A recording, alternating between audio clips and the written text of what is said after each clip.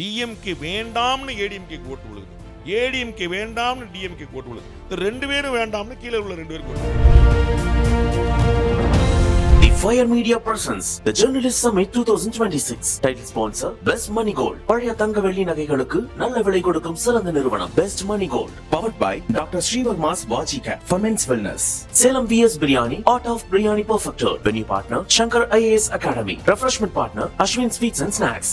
அந்த அசம்ஷன்லயே வச்சுக்க விரும்புறாரு. அதனால வந்து அதை சரியா கணிக்க முடியல. பட் இந்த எலெக்ஷன்ல அவர் வந்து எனிவேர் பிட்வீன் அரௌண்ட் 50 சிஎம் ஆயிட்டாருங்கும் போது வரலாற்றில் இடம்பெற்றாங்கன்னு நினைச்சிட்டாங்க.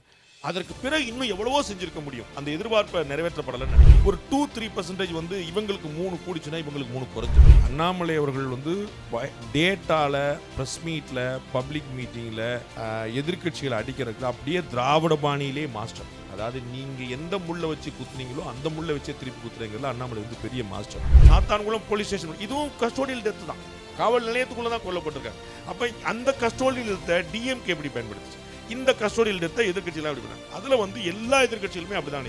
இந்த 4 பேர்லயே சிறந்த எதிர்கட்சியாக செயல்படக்கூடிய யாருன்னா என்னுடைய பதில் திமுக. அது எல்லாருமே ஒத்துக்கக்கூடிய ஒரு உண்மை. திமுக மாதிரி பெஸ்ட் எதிர்கட்சி நீங்க பார்க்க முடியாது. அவர்கள் எதிர்கட்சியா இருந்தாருன்னா தமிழ்நாட்டில் எல்லா பிரச்சனையும் நல்லா வைபா வச்சிருப்பாங்க. காவிரி பிரச்சனை இன்னைக்கு எங்க போச்சு, முல்லை பெரியார் பிரச்சனை எங்க போச்சு, அப்படி பிரச்சனையே இல்ல. நல்ல பிரச்சனைகளை நீங்க வந்து தொடர்ந்து கம்யூனிஸ்டுகளை ஃபாலோ பண்ணீங்கன்னா உண்மையான பிரச்சனை என்ன இருக்கு கொண்டு வாங்க. ஏன்னா கம்யூனிஸ்டுகள் படிப்பவர், அவங்க நிறைய படிப்பாங்க. The Fire Media presents the Journalist Summit 2026. Title sponsor Best Money Gold. Powered by Srivarma Vajika, Salem VS Biryani. Venue partner Shankar IAS Academy. Refreshment partner Ashwin Sweets and Snacks. ஒரு பர்சன்டேஜ் அனாலிசிஸ் தான் sir. நீங்கள் வந்துட்டு நிறைய analysis பண்ணியிருக்கீங்கிறதுனால இந்த கேள்வி உங்களுக்கு கரெக்டாக இருக்கும்னு நினைக்கிறேன். ஸோ 21ல் அவங்க இவ்வளோ இந்தியா அலையன்ஸ் இவ்வளோ வந்திருக்கிறாங்கன்னா 26ல் எப்படி இருக்கும், ஏதாவது ஒரு குறிப்பிட்ட பர்சன்டேஜ் வந்துட்டு ரிசல்ட்டாக கிடைக்குமா? சொல்கிறது நியாயமாக இருக்காது. ஏன்னா எவ்வளோ பர்சன்டேஜ் வருங்கிறத அவ்வளோ துல்லியமாக கணிக்க முடியாது. 30 to 35 அப்படின்னு நான் நினைக்கிறேன். அது வந்து தேமே இண்டி அலையன்ஸ் வந்து 45% அவங்க வந்து எடுத்துருக்குறாங்க. அவங்க வந்து 30 to 35 இந்த முறை எடுப்பாங்க நான் கெஸ் பண்ணுறேன். This may be right, may not be right. India alliance இவங்களும் அதே தான். அங்கே தான் அந்த கேப் இருக்குது. நம்ம வந்து 2 பேருடைய வாக்கு செய்தும் குறையும்னு பார்க்குறோம். இவங்க வந்து 39 எடுத்துறாங்க. அதான் 40, 39.7னா 40 வச்சுக்கலாம். அவங்க வந்து 40க்கு மேலே போவாங்கன்னு நினைக்கல. 40 வரக்கூடிய வாய்ப்பு இருக்குது. பட் அவங்க வந்து ஒரு ஸ்லைட்டாக ஒரு 2% எரர் மார்ஜின் சொல்கிறதுனால நான் ரொம்ப தேங்குறேன். வேறு ஒன்றும் என்னால் சொல்லிட முடியும். ஒரு கிளியர் எட்ஜ் இருந்துச்சுன்னா ஒரு 2-3% வந்து இவங்களுக்கு 3 கூடிச்சுன்னா இவங்களுக்கு 3 குறைஞ்சிரும். உங்களுக்கு புரியுங்களா? அப்போ நம்ம வந்து அதனால தான் அந்த எரர் மார்ஜின் ரொம்ப க்ளோஸாக இருக்கிறனால சொல்ல முடியல. இவங்களும் 30 to 35 எடுப்பாங்கன்னு நான் நினைக்கிறேன். அண்ணனுக்கு ஒரு முக்கியமான சவால் காத்திருக்கு. ரொம்ப முக்கியமான விஷயம் என்னென்னா 2016 எல்லா தேர்தலையுமே ஒரு கிராஃப் ஒரு கட்சிக்கு கூட்டிகிட்டே இருக்குன்னா அது என்டிகேக்கு மட்டும்தான். அது வந்து கூட்டிகிட்டே இருக்குது, ஒரு இடத்துல கூட குறையலை. இப்படி கிராஃப் வந்து இப்படியே கிடையாது, கிராஃப் இப்படியே தான் போயிட்டுருக்கு. அது வந்து 1.5% கூட்டிகிட்டு இருந்தால் கூட அது 1.5, 3, 5, 7 இப்படின்னு போய் கூட்டிகிட்டே தான் இருக்குது. ஸோ 2021 வாங்கினோம், 2024 கூட தான் வாங்கியிருக்காரு. ஸோ 2026 முக்கியமான சேலஞ்ச் அவர் காத்துட்ருக்கு. இந்த தேர்தல் தான் அவருடைய எதிர்காலத்தை தீர்மானிக்கக்கூடிய தேர்தலாக இருக்கும். ஏன் அப்படின்னா நிறைய ஓட்டு இவருடைய ஓட்டு விஜய்கிட்ட போயிடுச்சு அப்படிங்கிறது தான் இன்றைக்கி பிம்பமாக இருக்குது. மோஸ்ட்லி விஜய் வந்து will affect every other party, mostly DMK as well as NTK. அது வந்து என்டிகேவையும் அந்த ஓட்டை வந்து நிறைய எடுப்பார். அப்போ வந்து அண்ணனுக்கு வந்து எவ்வளோ ஓட்டு இழப்பு ஏற்படுதுங்கிறது தான் நம்ம கவனிக்க வேண்டியிருக்கு. I strongly believe he will retain the vote. 2021 வாங்கின ஓட்டை குறைஞ்சிடாதுன்னு நான் நினைக்கிறேன். ஓகே, அப்போ வந்து அங்கே டென்ட்டே இருக்காது, ரீடைன் பண்ணுவாருங்கிறதே பெரிய விஷயம் தானே. அப்போ நீங்கள் ஏன்னா வந்துட்டு அவரோட வாக்குகள் அங்கே போகுதுங்கிறப்ப அவர் தக்க வச்சுக்கிட்டு தான் இருக்கிறாருன்னு நான் நினைக்கிறேன். ஒரு வேளை வந்து அது என்னுடைய ஆசையாக கூட இருக்கலாம். அது வந்து கீழே விழுந்துச்சுன்னா அது ஒரு சேலஞ்ச். அதுலேயுமே அப்புறம் அடுத்த கொஞ்சம் டீட்டெயிலாக நம்ம பேசணும். அதாவது வந்து அவர் 7.5% ஓட்டு வச்சிருக்காரு. 21 வந்து 6.7 வச்சிருந்தார். இதோட கொஞ்சம் 1% கூட்டிட்டார் 24ல். ஸோ அந்த 7.5% தக்க வச்சுட்டாருன்னா அது வந்து தட் இஸ் கிரேட். அது வந்து அதுவே பெரிய வெற்றி. 1% கூடிருச்சு, ஒரு பேச்சுக்கு 10% வாங்கிட்டாருன்னா 2031 அவர் தலைமையிலேயே கூட்டணி அமையறதுக்கான வாய்ப்பு வந்துடும். அது வந்து என்ன 10% டபுள் டிஜிட் தொட்டார் தனியாக ஒரு கட்சி அப்படிங்கிறது. அதே அளவுக்கு மெயின்டைன் பண்ணிட்டாருன்னா சீமானுக்கான வேல்யூ இன்னும் இப்போயே எல்லா கட்சிகளும் பேசிகிட்டு இருக்காங்க. எனக்கு தெரியும், எப்படியாவது வந்துருங்க, எவ்வளோ நாள் வாங்கிக்கோங்க சீட்டு, எவ்வளோ நாள் வாங்கிக்கோங்க, வந்துருங்க சொல்லிகிட்டே இருக்கிறாங்க. ஆனால் வந்து அது வந்து இன்னும் கன்வெர்ட் ஆகலை. அது வந்து அப்போ வந்து அவர் வந்து குறைஞ்சிட்டார்னு வச்சுக்கோங்க, அது வந்து ஒரு பெரிய சேலஞ்சாக இருக்கும் அவருடைய பொலிட்டிக்கல் ஃபியூச்சருக்கு. இது வந்து 2021 போடலை, என்னாச்சு 2000 அப்போ கட்சி இல்லையா, 2024 போடலை, அப்பயும் எங்க கட்சி இல்லையா? கட்சி இருந்துச்சுல அப்ப. கட்சி இருந்துச்சு, அவங்க ஓ வந்துட்டு contest 2021ல கட்சியே இல்ல, 2024ல கட்சி இருந்துச்சு, போட்டி இல்லை. ஏன்? கட்சி இருந்துச்சுல்ல, போட்டி போடணும்ல, ஏன்? அங்கதான் டாக்டிக்ஸ் அடங்கி. சரி 2024க்கு பிறகு எவ்வளவு பை எலெக்ஷன் இருந்துச்சு? இதெல்லாம் போட்டிட்டாங்களா? போட்டி இல்லை. ஏன்? நிற்க ஆளுலாம் கிடையாது. அது என்ன ஆகும்னா அதான் அதான் அந்த இந்த லீடர்ஷிப்புக்கான அந்த கட்ஸுக்கு பொறுத்து சொல்கிறேன். 2010லங்க பெண்ணாகரம் தொகுதியில் பை எலெக்ஷன் நடந்துச்சு. அப்போ அதிமுக 3ஆவது இடம் போச்சு. DMK government 2006-11 DMK government. 2016ல் பை எலெக்ஷன் நடக்குது. தருமபுரி மாவட்டம் பெண்ணாகரம் தொகுதியில் by election. DMK won that election 2010ல். பாமக காட்ட செகண்ட் பொசிஷன், ஏடிஎம்கே காட்ட தேர்ட் பொசிஷன். ஆனால் 2011ல் ஏடிஎம்கே ஆட்சி வந்துருச்சு. ஆனால் 2010 எலெக்ஷனில், அதாவது ஒரு வருஷம் முன்னாடி எலெக்ஷனில் அந்த பார்ட்டி தேர்ட் பொசிஷன் போனோடனே அந்த கேடர்ஸ் வந்து டிமொரல் ஆயிடுவான். ஐயோ நம்ம என்ன 3ஆவது இடமா, அப்போ திருப்பி நம்ம ஜெயிக்க மாட்டோமா அப்படின்னு. அப்போ ஆனாலும் பரவாயில்ல நான் நிற்பேன் அப்படிங்கிறது தான் அந்த கட்ஸ். அப்போ எவ்வளோ ஓட்டு வாங்குறது அப்படின்னு. அது வந்து விஜய் அவர்கள் நின்றிருந்தாருன்னா இன்னைக்கு அவருடைய பெர்சன்டேஜ் ரொம்ப கரெக்டாக சொல்லியிருக்க முடியும்.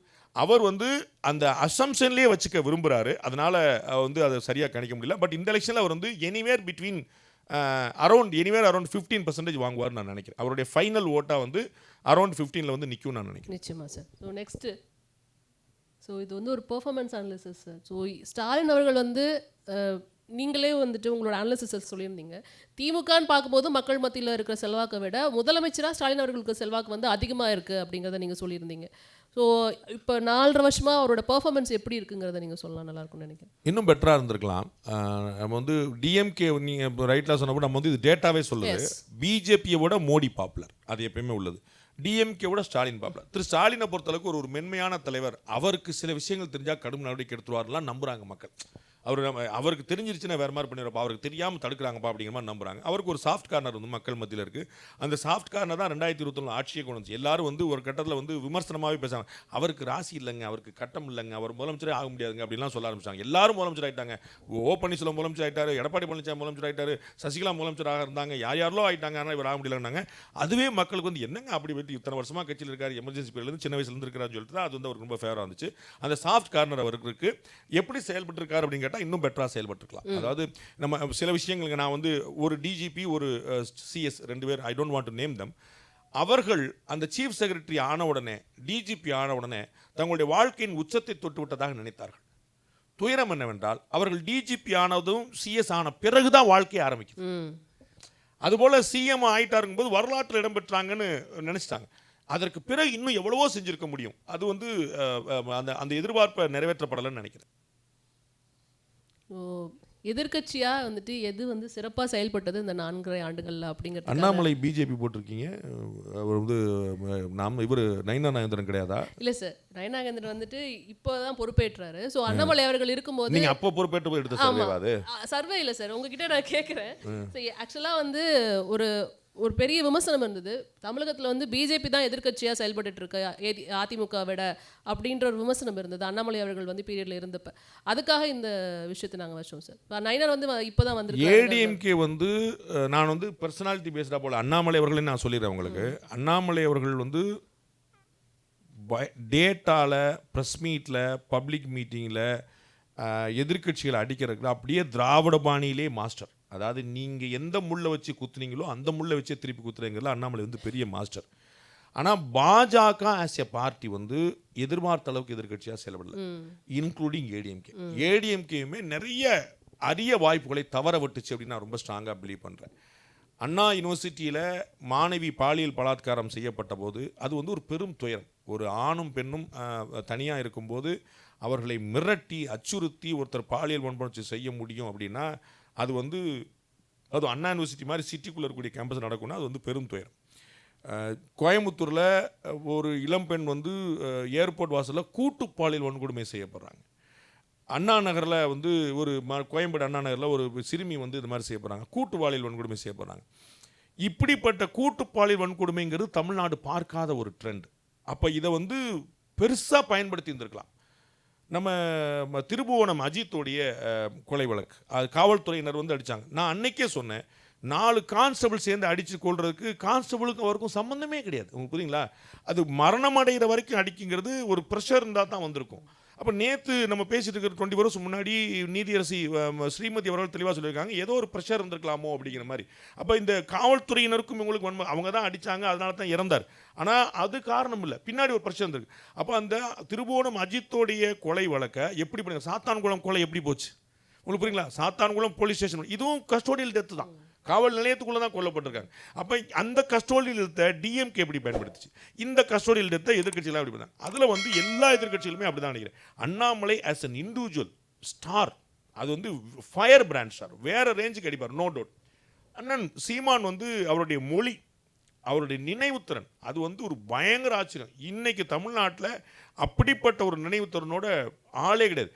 அவர் நிறைய ரெஃபரன்ஸ் கோட்டேஷன்ஸ் கொடுப்பார். அவருடைய ஸ்பீச்லாம் நீங்கள் கேட்கணும். எஸ்பெஷலி வந்து பாரதியார் பற்றி அவர் பேசணும், நீங்கள் கேட்கணும். தயவுசெய்து கேளுங்க, என்னுடைய பர்சனல் ரெக்கமெண்டேஷன். பாரதியார் பற்றி சீமான் பேசணும், நீங்கள் சர்ச் பண்ணிங்கன்னா சாணக்கிய உட்பட எல்லாத்துலேயுமே இருக்குது.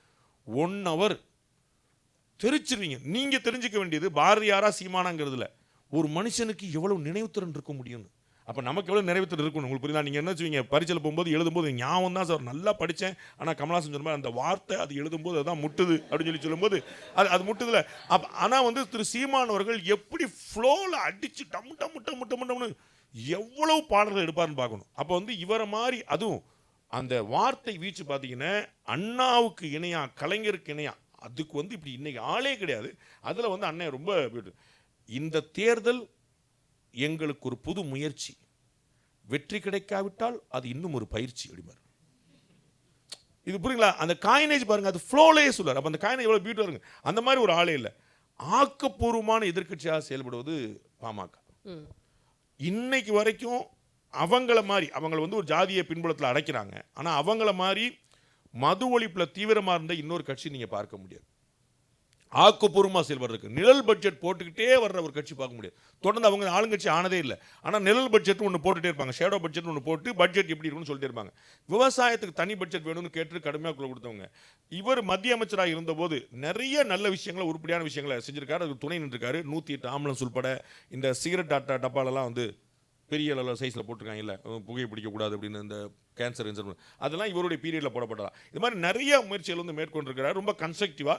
பட் அவர்கள் வந்து எதை பாசிட்டிவாக நினச்சாங்களோ அதுவே அவங்களுக்கு நெகட்டிவாக மாறி நிற்கும். நிச்சயமா. பாப்பா ஓவராலில் யார் பெஸ்ட்டுன்னு எடுத்துக்கலாம் சார். இப்போ அவரவர் நான் 4 பேருமே சரியான எதிர்க்கட்சி, அதாவது எதிர்பார்ப்பை நிறைவேற்றக்கூடிய எதிர்க்கட்சியாக செயல்படலைங்க தான் என்னுடைய ஃபர்ஸ்ட் பாயிண்ட். 4 பேரில் ஒவ்வொருத்தருக்கும் ஒரு இண்டிவிஜுவல் கிடைக்கும். ஏடிஎம்கேக்கு ஒரு மிகப்பெரிய பலம் இருக்குது, அவங்கள மாதிரி அமைப்பு பலம் வேறு 3 பேருக்குமே கிடையாது. திரு அண்ணாமலை தனிப்பட்ட முறையில் ரொம்ப பியூட்டிஃபுல்லாக செயல்படுது. திரு சீமான் தனிப்பட்ட முறையில், பாமக பொலிட்டிக்கல் பார்ட்டியாக கன்ஸ்ட்ரக்டிவாக செயல்பட்டுருக்காங்க. ஆனால் வந்து அவங்க ரொம்ப லிமிட்டட் தானே. நீங்கள் தென் மாவட்டங்களில் பாமகவே இல்லை.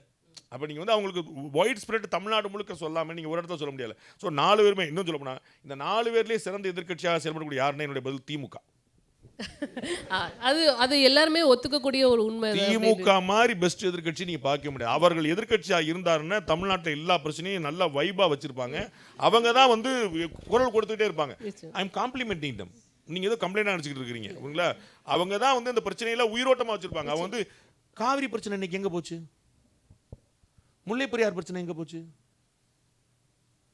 புரியுங்களா? அப்படி பிரச்சனையே இல்லை, முடிஞ்சு போச்சு அந்த பிரச்சனையெல்லாம். 2014 பிஜேபி கவர்மெண்ட் வந்த பிறகு, இதற்கு முந்தைய தேர்தல் கர்நாடக அரசில் வந்த பிறகு அவர்கள் அந்த பிரச்சனைக்கு உச்சநீதிமன்றம் போய் தீர்வு கண்டு விட்டார்கள், ஏற்றுக்கொண்டு விட்டார்கள். ஆனால் அந்த பிரச்சனை இருந்தபோது எப்படி ஆகணும், காங்கிரஸ் பீரியட்லேருந்து இருக்குது, டிஎம்கே பீரியட்லேருந்து இருக்குது, அந்த ஒப்பந்தத்தை நிறைவேற்றாமல் விட்டது, அந்த ஒப்பந்தத்தை திருப்பி தொடராமல் விட்டது டிஎம்கே ஆட்சி. ஆனால் ஊன்னு பயங்கரமாக பிரச்சனை பண்ணி அவங்க வந்து தமிழ்நாட்டில் காவிரி தண்ணி வராதா அப்படின்னு பயங்கரமாக சண்டை போட்டோம். இப்போ வந்துக்கிட்டு இருக்கு. அது நம்ம யாரு காரணம் அப்படிங்கிற கம்ப்ளைண்ட் பண்ண மாட்டோம். ஸோ திமுக எதிர்க்கட்சியாக இருந்தால் தமிழ்நாட்டு பிரச்சனைகளை வந்து சரியாக வெளியில் கொண்டு வருவாங்க. மக்கள் குரலாக பிரதிபலித்தவர்கள் யாரு? அதாவது திமுகவோட கூட்டணியில இருந்து மக்கள் குரலாக பிரதிபலித்தவர்கள் யார்? இதில் யார் பெஸ்ட் அப்படின்னு நீங்க நினைக்கிறீங்க சார்? 5 பேருமே நான் வந்து முதல் தேர்வாக சொல்ல மாட்டேன். ஆனால் 2 கம்யூனிஸ்ட் கட்சிகள் வந்து நிறைய ஆரோக்கியமான விஷயங்களை வெளியே சொல்லியிருக்காங்க. ஆனால் வந்து ஒரு சேனலில் போடுவாங்கல்ல, குரலற்றவர்களின் குரல் போடுவாங்கல்ல, அவங்களுமே குரலற்ற குலமாக சாடையில் தான் சொல்லுவாங்க. ஜெயலலிதா அண்ணன் திருமணம் சொல்லியிருக்காருல, தோழமை சுட்டுதல் அடிம்பார். அது மாதிரி வந்து நல்ல பிரச்சனைகளை நீங்கள் வந்து தொடர்ந்து கம்யூனிஸ்டுகளை ஃபாலோ பண்ணீங்கன்னா உண்மையான பிரச்சனை என்ன இருக்கும் கொண்டு வாங்க. ஏன்னா கம்யூனிஸ்டுகள் படிப்பவர்கள், அவங்க நிறையா படிப்பாங்க. ஒரு அசம்பிளியில் ஒரு மசோதா கொண்டு வந்தாங்கன்னா ஏற்கிறோம் எதிர்க்கிறோம் சண்டை போட்டு போக மாட்டாங்க. அது உட்காந்து படிச்சுட்டு மறுநாள் ஏற்கவோ எதிர்க்கவோ செய்வாங்க. அந்த மாதிரி ரொம்ப ஸ்ட்ராங்காக ப்ரிப்பேர் பண்ணக்கூடியவங்க. ஆனால் அவர்கள் கூட்டணியில் இருப்பதனால அவர்கள் ஏற்றுக்கொண்ட ஆட்சி ஆளுங்கட்சியாக இருக்கிறதுனால அவனால் வந்து சரியாக சொல்ல முடியல. பட் ப்ராப்ளம் என்ன இருக்குது அப்படின்னு தெரிஞ்சுக்கிறதுக்கு நீங்கள் 2 கம்யூனிஸ்ட் கட்சியில் ஃபாலோ பண்ணலாம்.